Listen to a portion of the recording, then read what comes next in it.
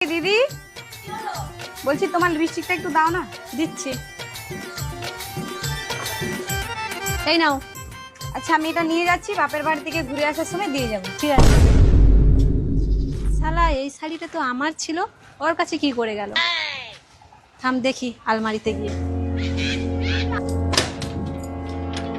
আমার শাড়িটা কোথায় গেল? শাড়িটা তো আমি এইখানেই রেখেছিলাম, আমার শাড়িটা কোথায় গেল?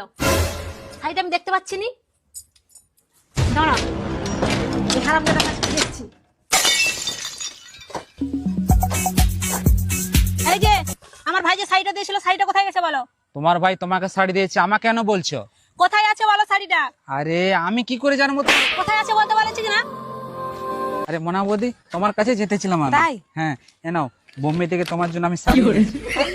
দেখি দেখি দেখি। ও মা, এত দামি শাড়ি! আরে মোনা